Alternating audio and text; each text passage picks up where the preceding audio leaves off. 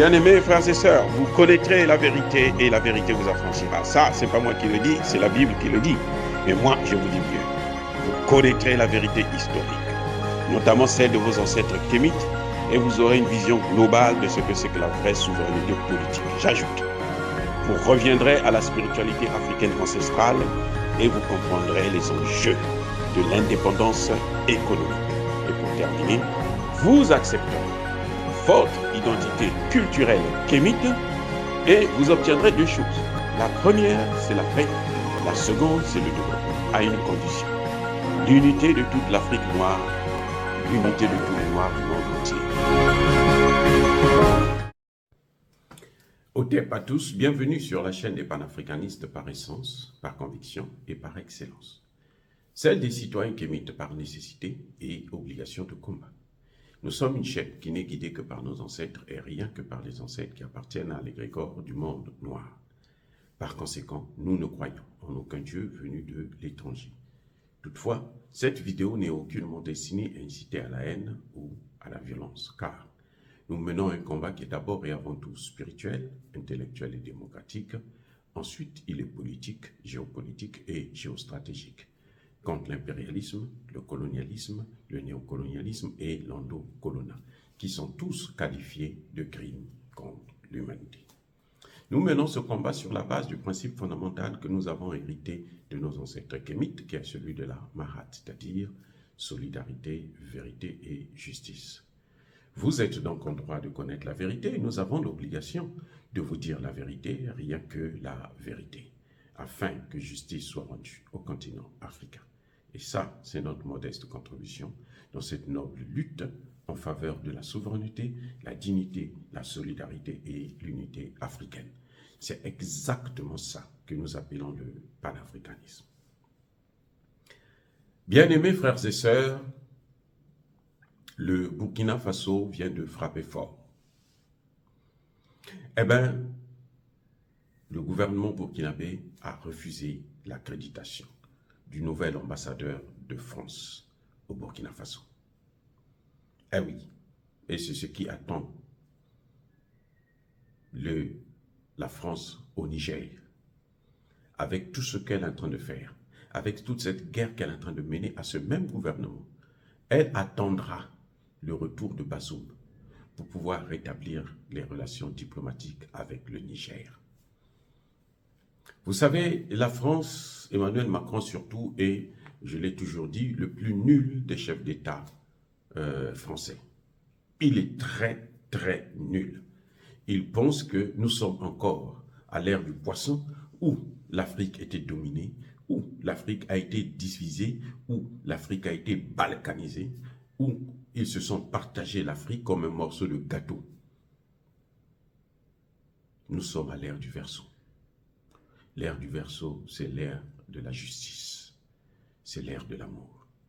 Et que tous ceux qui ne rentrent pas dans ce cadre-là, de la justice et de l'amour de l'autre, ils n'ont pas leur place. Emmanuel Macron s'est trompé encore. Et nous saluons la décision du gouvernement burkinabé. Nous saluons. Eh oui. On ne peut pas avoir des relations diplomatiques avec des gens qui passent leur temps à vous envoyer que des mercenaires. La France a le chic de affecter dans les pays africains des gens qui ne respectent pas notre culture. Soit on vous envoie des ambassadeurs LGBT, comme il en fait au Cameroun, soit on vous envoie des officiers, généralement à la retraite, pour venir faire deux choses. Les premiers viennent pour changer notre culture, notre manière de vivre. Les deuxièmes viennent pour nous faire la guerre, pour planifier des coups d'État, pour planifier des révolutions de couleur, pour organiser des conflits interethniques ou intercommunautaires. Voilà ce qui se passe exactement et c'est ce que Ibrahim Traoré a compris et a très bien compris. au moment où les États-Unis envoient, eux qui n'avaient pas un ambassadeur au temps de Bazoum, ils en envoient un avec ce nouveau gouvernement. La France choisit de dire que nous, on ne peut pas rappeler notre ambassadeur parce que vous n'êtes pas un gouvernement légitime. Mais depuis quand la France est le maître de la légitimité des gouvernements dans le monde? Depuis quand? Qui lui a donné ce pouvoir? C'est fini le temps de la colonisation. On n'est plus à ce moment-là. C'est fini. Maintenant, nous sommes au temps du souverainisme. C'est la souveraineté maintenant qui prime dans tous les pays africains. Nous voulons nous faire respecter et nous allons imposer ce respect à qui que ce soit. Si la France veut nous faire la guerre encore, nous sommes aujourd'hui prêts à mener la guerre contre la France. Vous voyez, la France va attaquer. Elle est en train d'attaquer le Niger. Elle est intervenue au Niger. Mais elle est en train de perdre au même moment. Parce que les Noirs qu'elles utilisent, les Noirs de nègres de maison qu'elles envoient comme soldats ou mercenaires, ils sont tous massacrés. Littéralement. Donc nous saluons la décision du Burkina Faso parce que les relations diplomatiques doivent se faire sur la base du respect de la souveraineté des États. Un pays qui ne respecte pas votre souveraineté, vous n'avez pas besoin d'avoir des relations diplomatiques avec ce pays. Eh oui. Ce qui reste à ces trois pays-là, le Burkina Faso, le Mali et le Niger, c'est de sortir de la zone CFA pour clouer le bec à la CEDEAO. Et d'ailleurs même, ils ne sont pas obligés de rester dans la CEDEAO. Ils ne sont pas obligés de rester dans la CEDEAO. On ne peut pas leur imposer. La CEDEAO, c'est une communauté des États souverains qui ont choisi de marcher ensemble. Pas des États souverains qui ont choisi d'être de lèche-cul de la France d'Emmanuel Macron. Eh oui. Donc, je pense que la France n'a qu'à envoyer son ambassadeur en Ukraine. Elle peut envoyer 2 ambassadeurs, par exemple. Un qui va faire la guerre, et un LGBT, et même 3. Ah oui. Voilà. Et un troisième qui va faire la vraie diplomatie, hein, pour intégrer l'Ukraine dans l'Union européenne. Que la France nous laisse tranquille, qu'elle dégage. On n'a pas besoin d'elle. On n'est pas obligé d'être des amis de la France. Ça, la France ne nous a jamais rien apporté en dehors que des problèmes. Elle se mêle du tout, elle veut régler nos problèmes, elle ne nous laisse pas nous asseoir pour réfléchir dans notre sens, elle nous minimise, elle nous ridiculise. Chaque fois que nous prenons une disposition, elle nous accuse. C'est la Russie qui a pris la décision à notre place, c'est la Russie qui nous manipule, comme si nous on était encore des gamins. Non, c'est fini ça. Nous, on n'est plus les enfants de qui que ce soit, ni de la Chine, ni de la Russie, ni surtout pas de la France, ni même des États-Unis. Nous sommes des États souverains qui ne demandons qu'une seule chose, le respect de notre souveraineté. Dire cela, c'est inciter à la haine ou à la violence. Non, que la France dégage. Elle ne nous arrange pas, qu'elle ne nous dérange pas non plus. Voilà ce qui est en train de se passer au Burkina Faso, dans les relations entre la France et le Burkina Faso. Il y a des gens, des pasteurs, hein, qui pensent que bon, si le Burkina Faso ne reçoit pas l'ambassadeur de France, alors le Burkina Faso va perdre des investissements dans la culture. Quel putain d'investissement dans la culture? Depuis quand?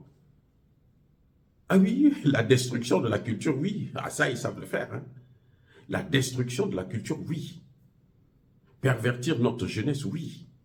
On les voit dans des plages quand ils arrivent chez nous en Afrique, comment ils détruisent des jeunes filles, nos enfants, hein, des mineurs. Ils ont le droit de tout faire. C'est ça que nous ne voulons plus. Nous voulons assurer la sécurité de nos enfants, de nos femmes, de nos parents, contre tout ce que la France amène de mal en Afrique. On a vu comment elle a détruit la Libye, la Côte d'Ivoire, et comment elle est en train de détruire. Aujourd'hui, la Côte d'Ivoire, c'est le pays qui perd le plus de jeunes dans la traversée de la mer, dans des bateaux de fortune. La Côte d'Ivoire. Donc, voilà ce que je pense que le Burkina Faso est en droit de prendre des dispositions pour s'éloigner le maximum possible d'un pays qui fait le champ. Vous avez vu pour Air France, par exemple, comment la France, Emmanuel Macron, demande à Air France de faire le chantage au Burkina Faso. Parce qu'elle pense que si Air France ne vient pas au Burkina Faso, alors les Burkinabés ne pourront pas rentrer chez eux. Non, il y a d'autres compagnies, M. Macron, mais pourquoi tu es bête comme ça? Il y a d'autres compagnies, il y en a même trop. Et ces compagnies-là n'attendent que la France ne s'écarte, parce que la France a des privilèges qu'elle s'est donnés, pas qu'on lui a donné, mais qu'elle s'est donnée dans nos pays. Et c'est ça que nous sommes en train de casser. Et c'est ça, on est en train de montrer à Emmanuel Macron que ces privilèges-là, c'est fini. Que le temps où nous on était sous tutelle, c'est fini. Emmanuel Macron pense que nous sommes encore des puissances sous tutelle. Non, c'est fini. C'est fini, Macron, c'est fini.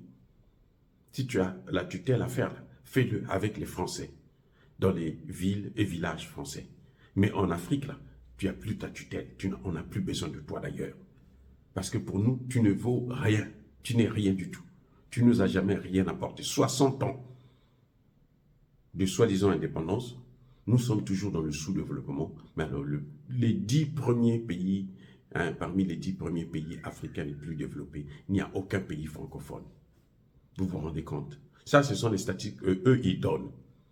Mais nos statistiques à nous, mais la situation dans les pays francophones, c'est encore grave. C'est-à-dire que c'est alarmant. Alarmant. Tous les pays africains là, francophones sont endettés. Hyper, super endettés. Eh oui, dire cela, c'est inciter à la haine ou à la violence, non. Yaba, colère, veille, malais. Encore une fois de plus, bien-aimés frères et sœurs, soyez bénis. Je persiste et je signe. Soyez abondamment bénis par le Dieu de Kémite et par nos ancêtres angélisés. Mais que tous ceux qui persécutent le continent africain le pillent et le déstabilisent, qu'ils soient noirs, blancs, chinois, arabes, indiens, qui qu'ils soient punis, maudits, foudroyés, neutralisés, écrasés, effacés par ce Dieu de Kémite et par nos ancêtres angélisés. Vive l'Afrique éternelle. J'ai dit et j'assume.